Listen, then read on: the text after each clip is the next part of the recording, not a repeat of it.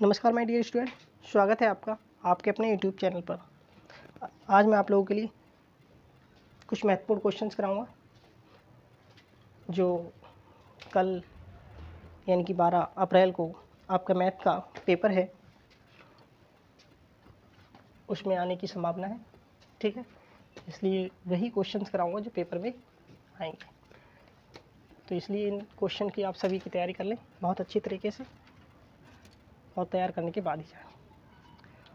और my dear student, जब आप सुबह पेपर देने जाएं उससे पहले आपके लिए सभी फार्मूलेस बहुत अच्छी तरीके से याद कर लेना चाहिए, क्योंकि फार्मूले बहुत महत्वपूर्ण हैं। यदि आपको क्वेश्चंस नहीं आता है और उसका फार्मूला अगर आपको याद है तो एग्जामिनर आपके लिए नंबर देगा, चाहे कितने भी दे, लेकिन नंबर आपको कुछ ना कुछ ज़रूर देगा यदि आप उसमें फार्मूला लगाते हैं सही तो।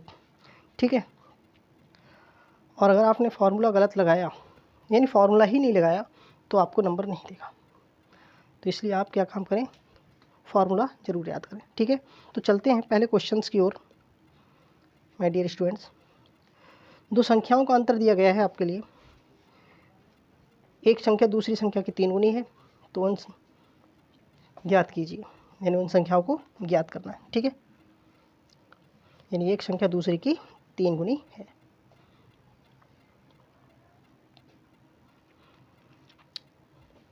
ऐसा क्वेश्चन मैंने योग के रूप में आपको करा दिया वैसे, लेकिन उसमें योग दिया गया था।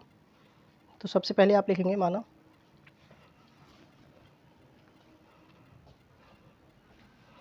एक संख्या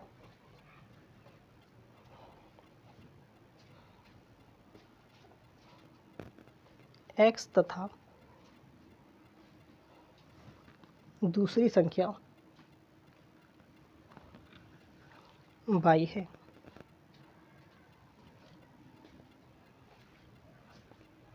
ठीक है यहाँ तक। इसके बाद क्वेश्चन कहा है कि एक संख्या दूसरी संख्या की 3 गुनी है ना।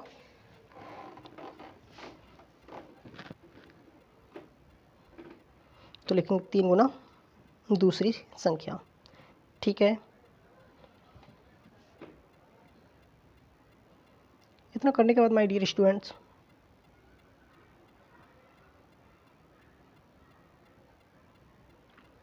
x बराबर 3y लिखेंगे। अब प्रश्न अनुसार लिखेंगे, जो प्रश्न कहता है उसके अनुसार चलेंगे।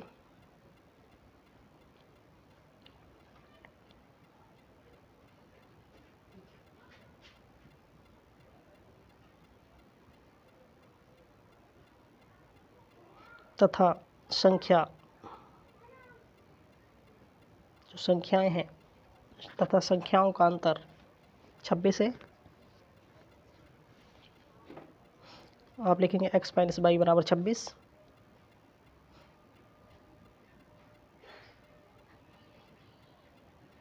ठीक है,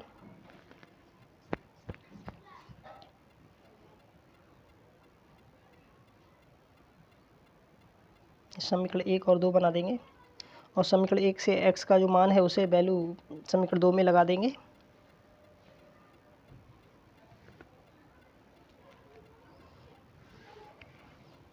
समीकरण 2 में x का मान 3y रखने पर। ठीक है, समझ में आ गया। इसी प्रकार से आप करेंगे इसे, 3y minus Y equal to 26। तो 2y बराबर 26 और y इक्वल टू आ गया आपका 26 अपॉन में 2 से डिवाइड कर देंगे और आपका 13 आंसर आ जाएगा। ठीक है, y बराबर 13। इस y की वैल्यू को आप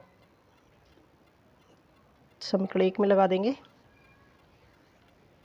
1 में या 2 में किसी में लगाएं, लेकिन आपको आंसर मिलेगा। वैल्यू उसमें लगाते हैं जिसमें ज़्यादा आसान रहे। y का मान समीकरण 1 में रखने पर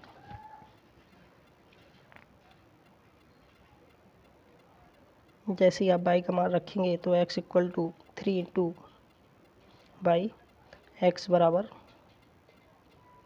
3 इंटू 13 वैल्यू लगा देंगे और x की वैल्यू आपकी 13 आ जाएगी। ठीक है ना, इतना समझ में आ गया आपको। इसके बाद अतः अभिष्ट संख्याएं, जो अभिष्ट संख्याएं हैं आपकी वो 39 व 13 इस तरीके से x और y के मान आ गए। ठीक है, करते हैं अगला क्वेश्चंस। समुद्र तल से 75 मीटर ऊंचाई पर एक लाइट हाउस है। लाइट हाउस के शिखर से देखने पर दो समुद्री जहाज़ों के अपनमन कोण 30 और 45 हैं। यदि लाइट हाउस के एक ही ओर, यानी जो लाइट हाउस के जो जहाज़ हैं वो लाइट हाउस के एक ही ओर हैं, ठीक है, ठीक पीछे, यानी एक दूसरे के पीछे हैं और 30 और 45 कोण बना रहे हैं। ठीक है माय डियर स्टूडेंट्स, मुझे उम्मीद है आपको समझ में आ रहा है मैं क्या कहना चाह रहा हूँ। और एक जहाज़ दूसरे जहाज़ के ठीक पीछे है, तो जहाज़ों के बीच की दूरी आपको ज्ञात करनी है। माय डियर स्टूडेंट्स, क्वेश्चंस को एक बार आप सही से पढ़कर फिर कोशिश करें कि कैसे करेंगे, उसके बाद मैं कराऊंगा आपके लिए। ठीक है, क्वेश्चंस पे आपको कहा है सबसे पहले ये थ्योरी आप इस तरीके से लिखेंगे कि जो थ्योरी कह रही है उस थ्योरी के आधार पे पहले मैं डायग्राम बनाता हूँ। माना एक प्रेक्षक लाइट PQ बनाया, ठीक है, जो दिया गया है लाइट हाउस, ठीक है, इसे नाम देंगे आप, 75 मीटर लंबा है ये।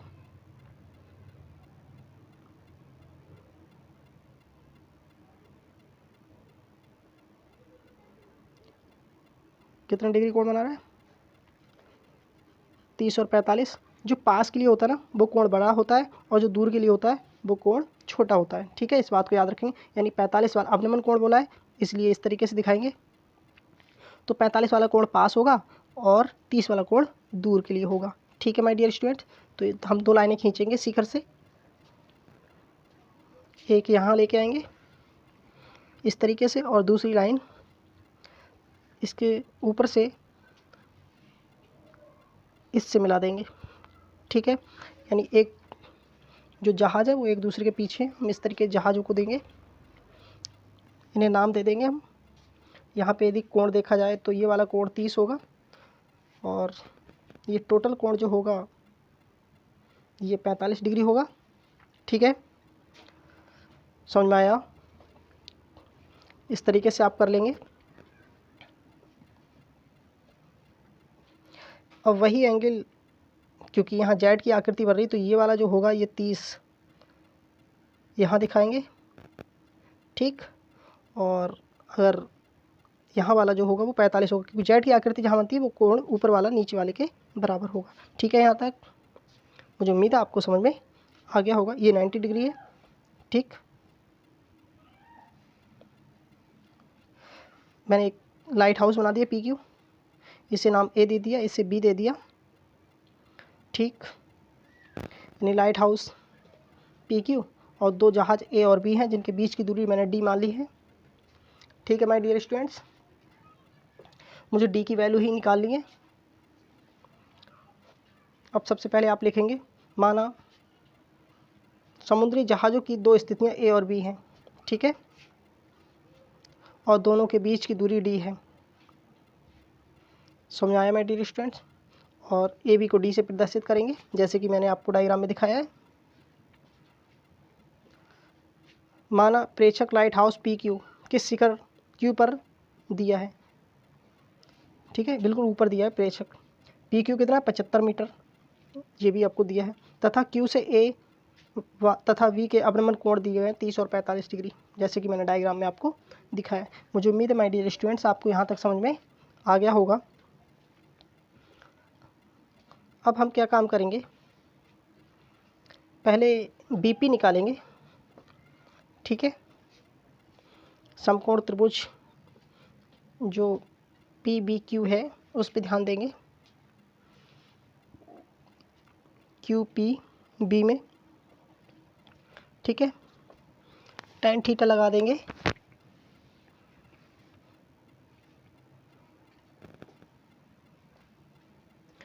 tan theta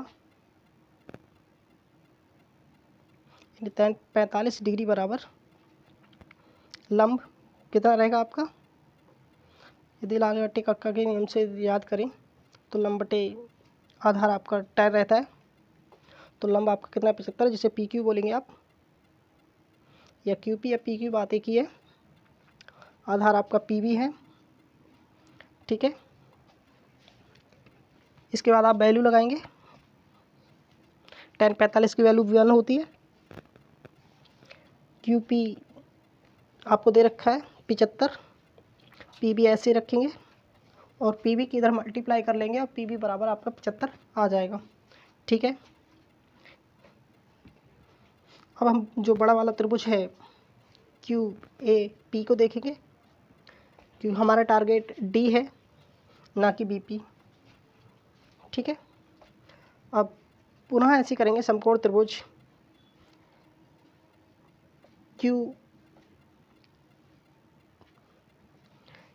Q P A में, ठीक है। फिर से लगाएंगे हम tan 30 डिग्री बराबर लंब बटे आधार, और इसमें आधार क्या होगा, A B plus B p, ठीक है। आधार पे विशेष ध्यान दिया जाएगा। अब आधार आपका ए से पी तक होगा तो ए पी को लिखने का तरीका होगा A B plus B P, तो P Q upon A P को दो भागों में बांटा गया है, यानी ए बी जिसे डी कहते हैं और बी पी जो 75 आई है, कहने का मतलब ए पी जो होगा वो डी प्लस 75 होगा। पहले tan 30 की वैल्यू लगा दी, क्यू पी आपने 75 लगा दिया, उसके बाद ए पी आपका कितना है, ए डी यानी डी प्लस 75, बी पी आपका 75 है, आप यहाँ 75 लगा देंगे, ठीक है ना, बराबर 75 √3 आ जाएगा क्रॉस मल्टीप्लाई करने के बाद, ठीक है। उसके बाद आप क्या करेंगे, बी पी की वैल्यू लगाएंगे 75, बी पी की वैल्यू लगाने के बाद बी पी को इधर घटाने के लिए, यानी 75 जब इसमें से घटा देंगे तो 75 माइनस √3 रूट में ब्रैकेट में आ जाएगा। यदि 75 हम कॉमन कर लेंगे, ये इधर गया माइनस का हो गया, 75 आप कॉमन करोगे तो 75 माइनस √3 -1 आएगा, सॉरी 75 ब्रैकेट के अंदर आएगा √3 -1, ठीक है। इस चीज़ को √3 की वैल्यू लगाएंगे, या फिर पेपर में आए तो इतना ही छोड़ सकते हैं, लेकिन मैं आपके लिए करके दिखा देता हूँ।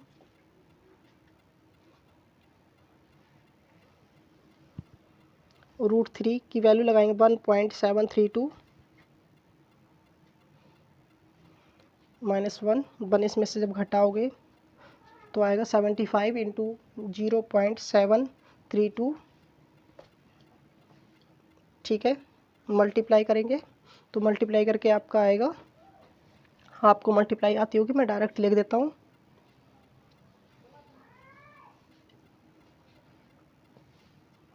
54.9 मीटर, ठीक है माय डियर स्टूडेंट्स, यानी ए बी के बीच की दूरी आपकी आ गई है। मुझे उम्मीद है इस क्वेश्चन आपको समझ में आ गया होगा। इस क्वेश्चन को आप एक बार ज़रूर देखें, उसके बाद अपने आप करने की कोशिश करें, ठीक है। देखते हैं अगला question my dear students. X और वाई में एक संबंध ज्ञात कीजिए ताकि बिंदु एक्स वाई बिंदु 7,1 और 3,5 से समदृष्ट है। बहुत ही महत्वपूर्ण क्वेश्चंस है, इस क्वेश्चंस के आने की ज़्यादा से ज़्यादा संभावना है, इसलिए आप इस क्वेश्चंस की तैयारी करेंगे। सबसे पहले आपके लिए बीच की दूरी का फॉर्मूला याद होना चाहिए। बीच की दूरी का फॉर्मूला होता है, बिंदु सबसे पहले ब्रैकेट में लिखें पी एक्स कॉमा वाई, और बिंदु ए दे रखा है 7,1 और बिंदु बी दे रखा है आपका 3,5, ठीक है। जो पी है वो एक्स कॉमा वाई वो ए और बी से समदृष्ट है, यानी बीच में कहीं पे होगा पी, और ए और बी किधर है, सेटों से, ठीक है। बीच में आपका पी है, और यहाँ आपका b है। तो आपको क्या निकालना है, x, y, ठीक है।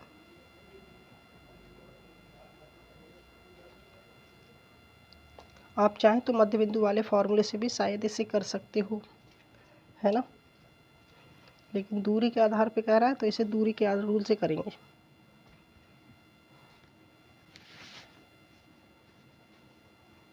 हमसे संबंध पूछा, अगर x और y के मान पूछते तो हम मध्य बिंदु वाला फॉर्मूला लगा देते, लेकिन हमसे संबंध पूछा है इनमें, तो संबंध निकालने के लिए हमें दूरी का फॉर्मूला लगाना पड़ेगा, ठीक है।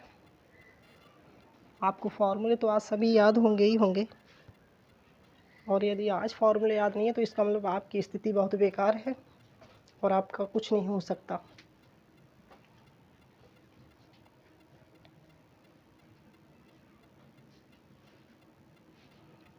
दूरी का फॉर्मूला लगाया मैंने,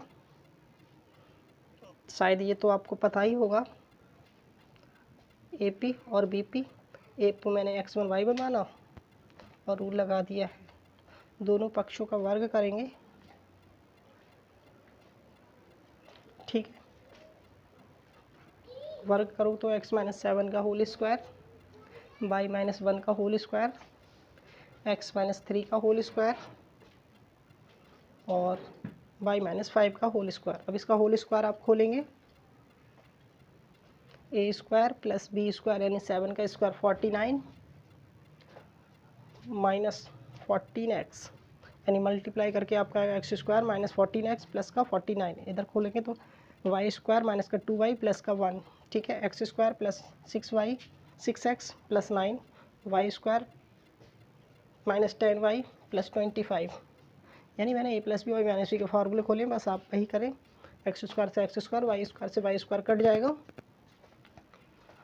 अब x और y एक तरफ करेंगे,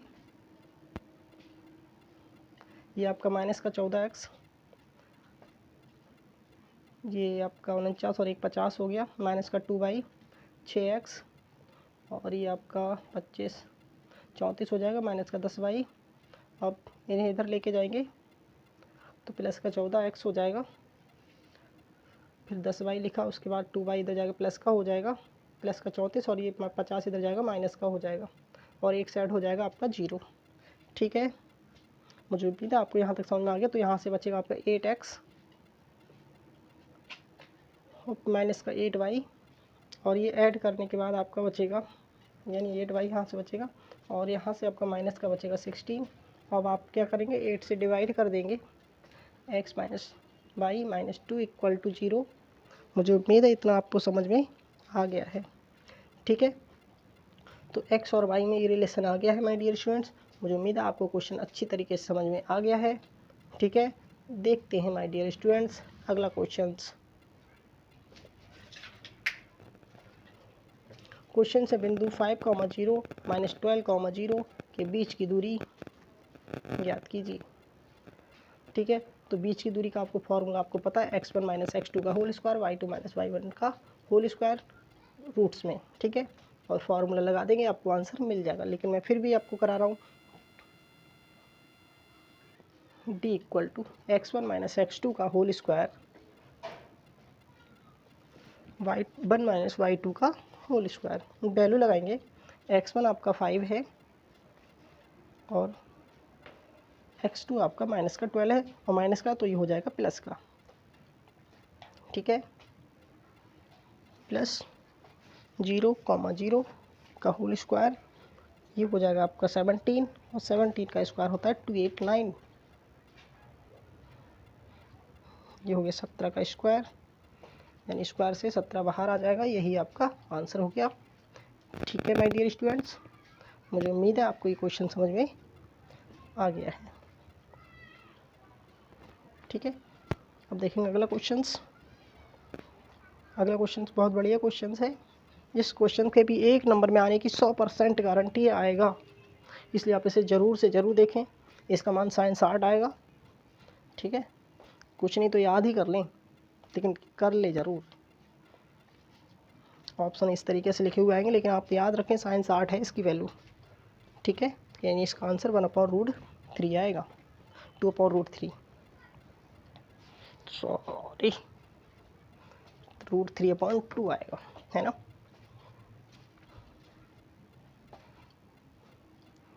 हमने क्या किया, वैल्यू लगा दी पहले 2 × 1/√3, 1 + 1/√3 का होल स्क्वायर, तो ये होगा 2/√3 और यहाँ हो जाएगा आपका 1 + 1/3, ये 3 इसका रूट हट जाएगा, मल्टीप्लाई करेंगे तो आएगा 2/√3/4/3, 4/3, ठीक है। इस तरीके से अगर 4 लाइन बनती है तो सबसे नीचे वाली ऊपर वाले से गुणा करती है और बीच वाली आपस में गुणा करती हैं। तो मैंने लिखा 2/√3/4, 3/4, तो 2 से 2 कट जाए, 2 से 4 कट जाएगा 2 बार, और एक किसी भी सही संख्या को 2 बार रूट में लिखा जा सकता है। उसी प्रकार से मैंने √3 को भी काट दिया है, ठीक है। तो आंसर है √3/2, जिसे कि साइंस आर्ट है। इस तरीके से आपका आंसर आ गया है, ठीक है। इससे अगला क्वेश्चन मैंने आपको करा दिया है, ठीक है।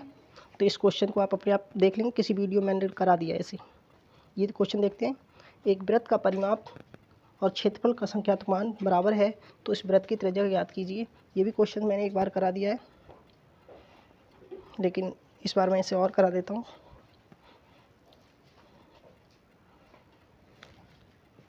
इसका आंसर 2 मात्रक आएगा। आपको क्या करना है, वृत्त का परिमाप और वृत्त का क्षेत्रफल आपस में बराबर रखना है और जो त्रिज्या आएगी वही लिखना है, ठीक है।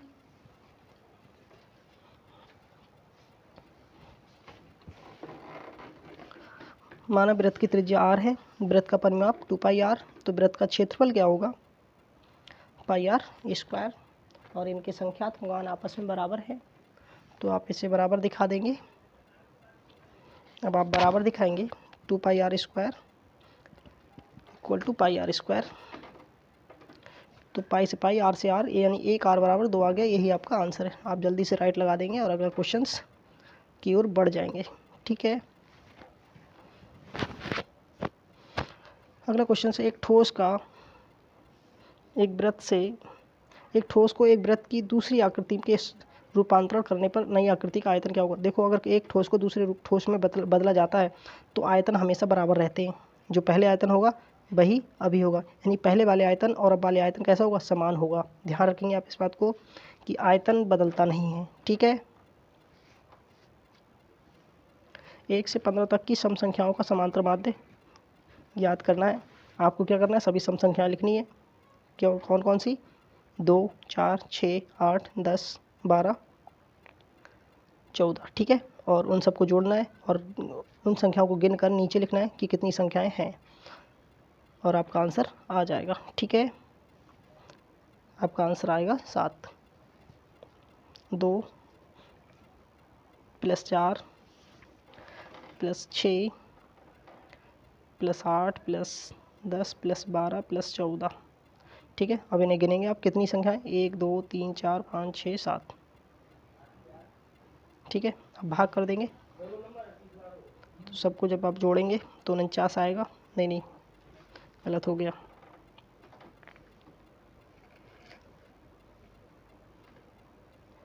56 आ रहा है। भाग करेंगे 8 आएगा, ठीक है। ये आपका आंसर 8 रहेगा।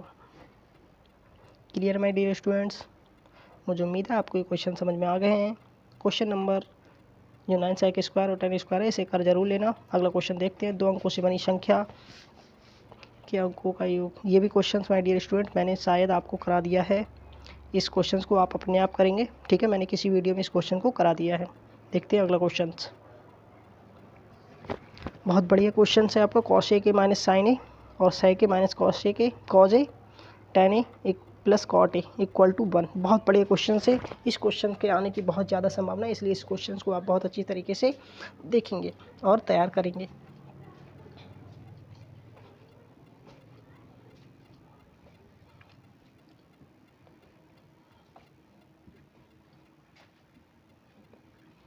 इस क्वेश्चन में कुछ नहीं करना है, साइन को जो cos A के उसे साइन में तोड़ना है, sec है उसे cos में तोड़ना है, tan और cot को भी साइन और cos में तोड़ना है, बस आंसर बन जाएगा।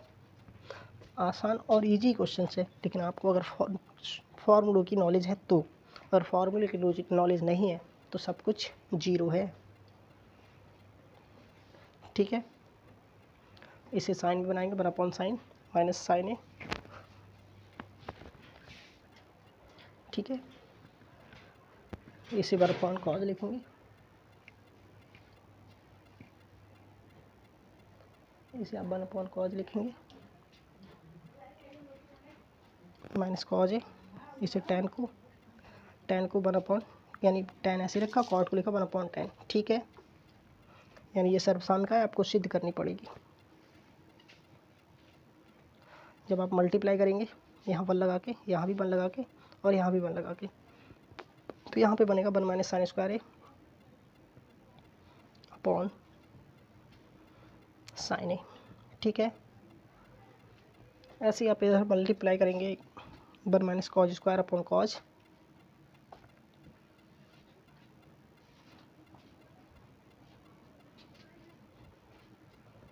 ठीक है। और यहाँ मल्टीप्लाई करेंगे तो आएगा टेन स्क्वायर ए प्लस 1। मुझे उम्मीद है आपको यहाँ तक समझ में आ गया है। My dear students, equal to 1 लेके चल रहे हैं क्योंकि हमें LHS और RHS बराबर दिखाना है। तो साइन को आप क्या लिख सकते हैं, कॉज स्क्वायर ए, तो यहाँ वैल्यू लगा देंगे कॉज स्क्वायर ए, और इसे लिखेंगे साइन स्क्वायर ए, ठीक है।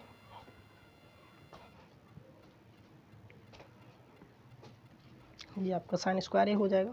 इसे लिखेंगे आप साइन, इसे लिख सकते हैं आप सेक स्क्वायर, और इसे साइन कॉज में तोड़ लेंगे। चलो अगली लाइन पे तोड़ेंगे, इस साइन लाइन पे छोड़ दो अभी। अब क्या काम करेंगे, देखो मैं इस sec square upon tan square को तोड़ के दिखाता हूँ, फिर मैं वहाँ डायरेक्ट वैल्यू लगा दूंगा। इस सेक को मैं लिख सकता हूँ 1 अपॉन कॉज स्क्वायर, ठीक है, और इसे लिख सकता हूँ साइन अपॉन कॉज। यहाँ पे आप देख रहे हैं 4 लाइन बनती है, सबसे नीचे वाली लाइन ऊपर वाली लाइन से गुणा करती है और बीच वाली आपस में लाइन गुणा करती हैं, ठीक है ना। तो वही मैं दिखा रहा हूँ। तो ऊपर आएगा 1 into 1 upon cos square into नीचे वाला कॉज ऊपर चला गया और साइन, ठीक है। यहाँ तक समझ में आ गया।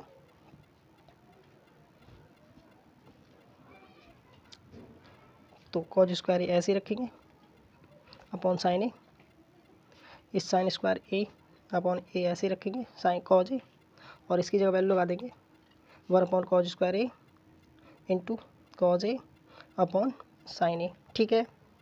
अब जो कटता है उसे काट देंगे, सब कुछ कट जाएगा, बस आंसर क्या आएगा 1, ठीक है माय डियर स्टूडेंट्स।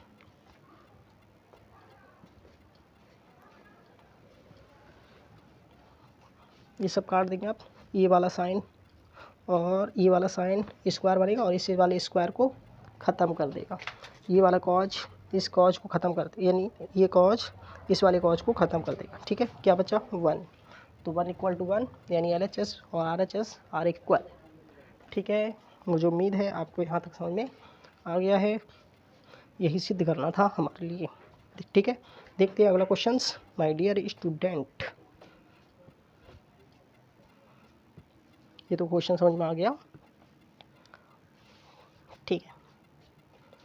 अगला गुणनखंड विधि द्वारा द्विघात समीकरण 3x square minus 2√6x plus 2 बराबर 0 के गुणनखंड करने हैं।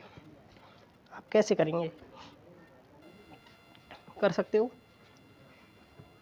तो क्वेश्चन पहले लिखते हैं 3x square minus 2√6x plus 2 equal to 0। तो क्वेश्चंस माय डियर स्टूडेंट्स आपको दिख रहा है कि गुणा करें तो 6 आए और जोड़कर 2√6 आए। तो गुणा करने पर √6, तो आप क्या काम करेंगे, √6 और √6 की गुणा करेंगे तभी आएगा 6, और √6 और √6 को जब जोड़ेंगे तो हो जाएगा 2√6, ठीक है। मुझे उम्मीद है आपको यहाँ पे ये समझ में आ गया होगा। तो 3x स्क्वायर माइनस का 6x माइनस 6 √x प्लस का 2। अब आपको ये पता होना चाहिए कि क्या कॉमन होगा। यहाँ से √3 कॉमन करेंगे क्योंकि इस 3 के पास 2 √3 हैं, तो √3 एक बच जाएगा और x बचेगा। यानी आपको मैंने बताया कोई सही संख्या 2 बार रूट में लिखी जा सकती है, तो एक रूट बाहर लिख दिया, एक अंदर लिख जाएगा, और 3 से यहाँ भाग कर देंगे, यहाँ रूट में आ जाएगा 2, ठीक है। सेम कंडीशन यहाँ पे 2 कॉमन करेंगे तो यहाँ पे क्या बचेगा, 3 बचेगा और इधर √2 बचेगा, क्योंकि कोई सही संख्या 2 बार रूट में लिखी जा सकती है। इन दो में से एक लिखेंगे, √3x minus √2 bracket √3x minus √2 equal to 0। ठीक है, अब ये दोनों एक से हैं तो आप इसका होल स्क्वायर भी बना सकते हैं, या फिर दोनों को 0 के बराबर एक एक बार रख दीजिए। दोनों स्थितियों में आपका मान समान आएगा, यानी x बराबर आएगा √2/√3। ठीक है, मुझे उम्मीद है आपको समझ में आया होगा। इसी प्रकार आप दूसरे वाले का निकाल लेंगे, सेम आंसर आएगा। ठीक है, आंसर में कोई फेरबदल नहीं होगा। ठीक है माय डियर स्टूडेंट्स, मुझे उम्मीद है आपको यहाँ तक समझ में आ गया है। x के 2 रूट्स आ गए, 2/√3 कॉमा 2/√3, और इसको आप एक बॉक्स बना के बंद कर देंगे पेपर में। ठीक है, तो इसके मैंने गुणनखंड आपको करके दिखा दिए हैं। अब हम करेंगे इससे अगला क्वेश्चंस। ठीक है माय डियर स्टूडेंट्स, चलते हैं नए क्वेश्चंस की ओर कि नया क्वेश्चंस क्या है। ये क्वेश्चंस भी मैंने आपके लिए करा दिया है, इसलिए इस क्वेश्चंस को आप अपने आप करके देख लें। मैंने इस क्वेश्चंस को कल जो वीडियो बनाई थी उस वीडियो में करा दिया है। ठीक है माय डियर स्टूडेंट्स, इसलिए आप इस क्वेश्चन को अपने आप कर सकते हैं। ठीक है, आप अपने आप करेंगे, मैं इसे नहीं करा रहा हूँ। ठीक है, अगला क्वेश्चन, मीनार के पाद बिंदु से भवन के शिखर का उन्नयन कोण 30 है। ये क्वेश्चंस भी माय डियर स्टूडेंट्स मैंने आपके लिए करा दिया है। ठीक है, तो इस क्वेश्चंस को आप अपने आप देखेंगे और कल की वीडियो में देख लेना। ठीक है, देखते हैं अगला क्वेश्चंस। अगला क्वेश्चन है, किसी आयताकार मैदान का विकर्ण उसकी छोटी भुजा से, क्वेश्चंस आपको दिया गया है, किसी आयताकार विकर्ण उसकी छोटी भुजा से 60 मीटर अधिक, ठीक है, लंबा है। यदि उसकी बड़ी भुजा छोटी भुजा से 30 अधिक है तो मैदान का परिमाप ज्ञात कीजिए। ठीक है, यानी उसका विकर्ण 60 मीटर अधिक है और उसकी जो बड़ी भुजा है वो छोटी भुजा से 30 मीटर अधिक है, तो मैदान का परिमाप आपको ज्ञात करना है। ठीक है माय डियर स्टूडेंट्स, अच्छा क्वेश्चन है, क्वेश्चंस बढ़िया है। इस क्वेश्चंस को आप ज़रूर करके जाएं, क्योंकि इस क्वेश्चंस के भी आने की बहुत ज़्यादा संभावना है। ठीक है, तो सबसे पहले हम डायग्राम बनाएंगे। माना आयताकार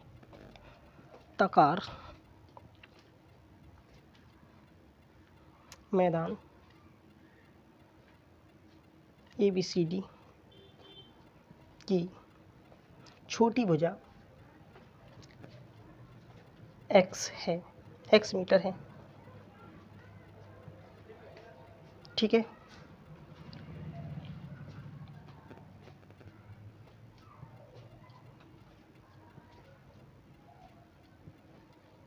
छोटी भुजा x मीटर है और जो बड़ी भुजा है वो छोटी भुजा से 30 मीटर अधिक है, यानी विकर्ण 60 हो गया अधिक। ठीक है, और जो छोटी भुजा है वो 30 अधिक है। तो बनाते हैं सबसे पहले एक आयत, बढ़िया सा सुंदर सा, इस तरीके से। ठीक है, और एक विकर्ण खींचेंगे इसमें तिरछा, किसी भी साइड से खींच सकते हैं आप, आपकी मर्जी है। आपने विकर्ण खींच दिया और अब इसको नाम देंगे आप विकर्ण छोटी भुजा। छोटी भुजा कोई भी एक लेंगे आप, ये तो बड़ी भुजा है, यानी विकर्ण उसका छोटी भुजा से 60 अधिक है। तो पहले छोटी भुजा लिखेंगे, थी छोटी भुजा जो होगी आपकी x होगी, और उसकी जो बड़ी भुजा है छोटी भुजा से 30 अधिक है, यानी इसे x + 30 लिखेंगे। ठीक है, और इसके बाद इसकी जो छोटी भुजा है x, उसे भी लिख देते हैं। इसका हमें परिमाण ज्ञात करना है। ठीक है, पहले नामकरण कर दिया ABCD। ठीक है माय डियर स्टूडेंट्स,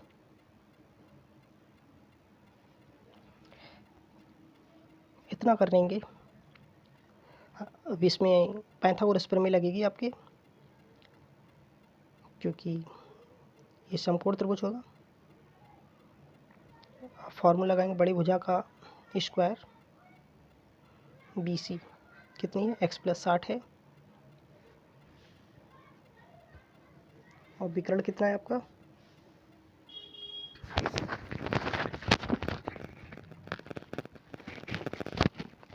विकर्ण आपका AC है, x+60 है, ठीक है।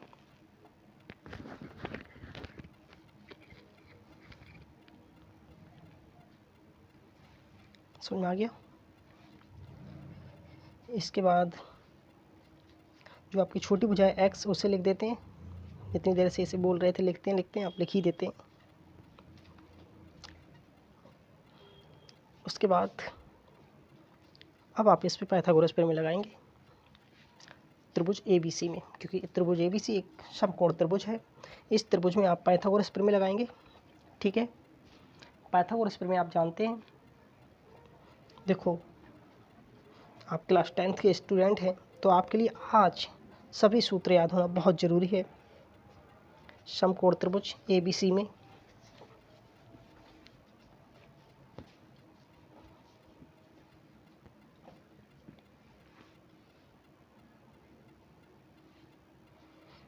पाइथागोरस प्रमेय से, ठीक है। पाइथागोरस प्रमेय का लगाएंगे कर्ण का स्क्वायर यानी x+60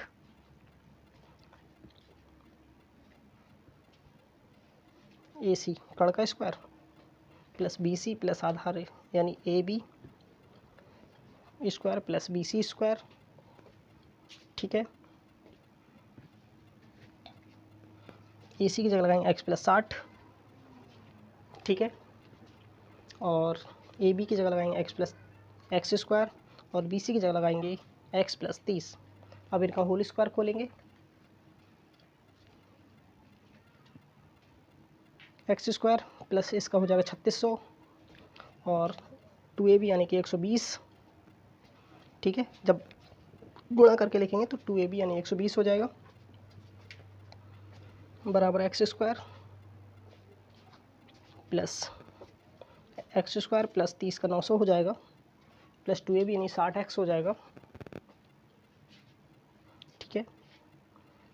अब एक एक्स स्क्वायर से एक एक्स स्क्वायर काट देंगे, अब होगा एक्स स्क्वायर, ये 120 जब इधर जाएगा तो माइनस का हो जाएगा, 60 में से इसे कम करेंगे,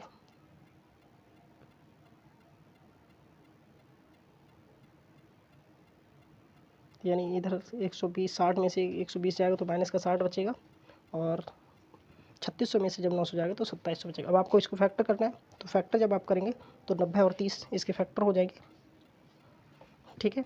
यानी x-90 और एक आंसर आएगा, एक x-90 एक आएगा x+30।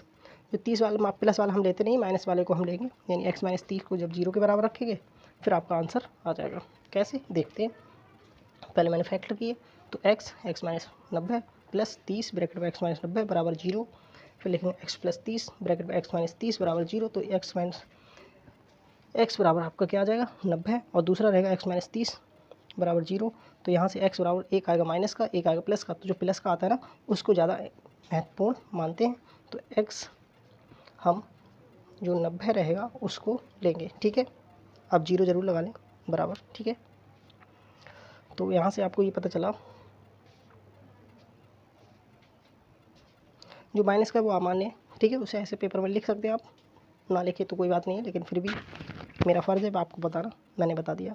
तो आपको जो आयताकार खेत है उसकी सबसे छोटी भुजा आपको आ चुकी है 90 मीटर, ठीक है, छोटी भुजा 90 मीटर आ गई है, और जो बड़ी भुजा होगी 90 ये भी हो गया। अब बात करेंगे BC की, तो BC 120 होगा, BC होगा आपका x+30 यानी x+90 30 120 हो जाएगा। और अगर विकर्ण की बात की जाए तो विकर्ण आपका 150 आएगा, ठीक है। यहाँ तक समझ में आ गया।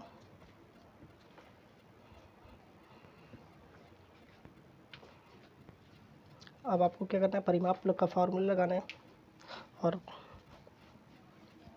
परिमाप के लिए आपको क्या होना चाहिए, 2 ब्रैकेट में लंबाई प्लस चौड़ाई, लंबाई आपकी कितनी है,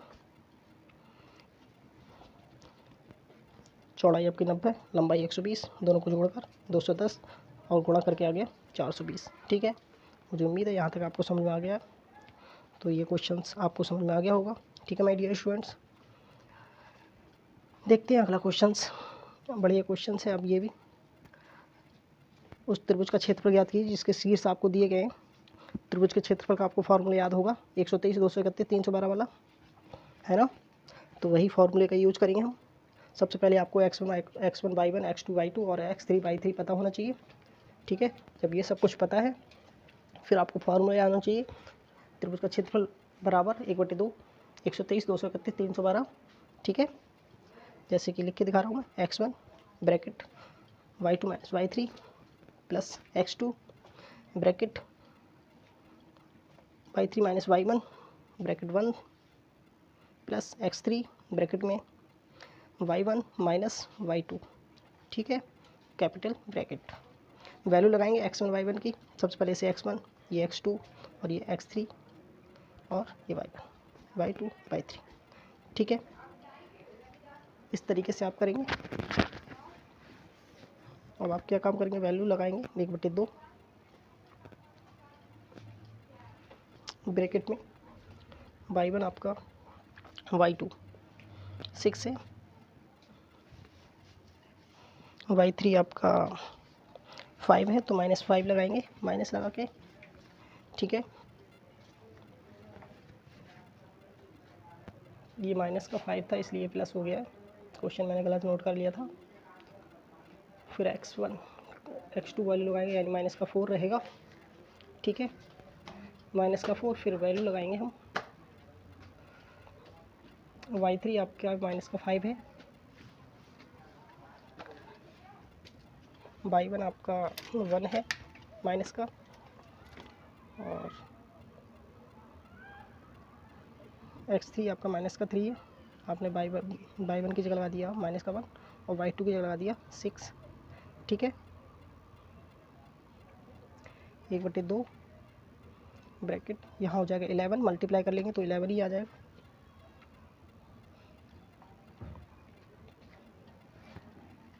माइनस ये प्लस, क्योंकि ये यहाँ माइनस माइनस, यानी आएगा आपका 16 माइनस माइनस, ये माइनस ये वाले, हाँ ठीक है, प्लस 16 प्लस का 21। ठीक है माय डियर स्टूडेंट्स, इस सबको ऐड कर लेंगे आप। तो ऐड करके आपका आएगा 48, 2 से डिवाइड करेंगे 24 आ जाएगा। यही आपका आंसर हो गया। तो मुझे उम्मीद है आपको ये समझ में आ गया होगा। ठीक है, तो आज के लिए इस वीडियो में बस इतना ही करते हैं। आपसे कुछ ही देर बाद मैं आपके लिए एक वीडियो और डालूँगा, जो कल आपके पेपर है वो आज आपके पेपर की लास्ट वीडियो होगी। ठीक है, एक क्वेश्चन यार और रह गया, चलो इस क्वेश्चन को कर लेते हैं। ठीक है, उसके बाद अंत करेंगे। इस क्वेश्चन को आप कैसे करेंगे, आप चाहें तो समकोण त्रिभुज पाइथागोरस प्रमेय लगा के इस क्वेश्चन का मान कर सकते हैं। सबसे पहले ये 8 है, ये 15 के नीचे जाएगा, यानी tan a बराबर 15/8 लिखेंगे। ठीक है ना, ये इसके नीचे आएगा, ये लिख दिया। अब एक समकोण त्रिभुज बनाएंगे, और समकोण त्रिभुज बनाने के बाद आप जानते हैं tan में ऊपर लंब होता है और नीचे आधार होता है। अगर हम लाल लिखे तो लंब बटे आधार, ये है tan। ठीक है, तो लंब है आपका 15, आधार है आपका 8। कड़ आपको निकालना है, आप पेपर में पाइथागोरस प्रमेय लगा के दिखाएंगे। ठीक है, कि कैसे आएगा।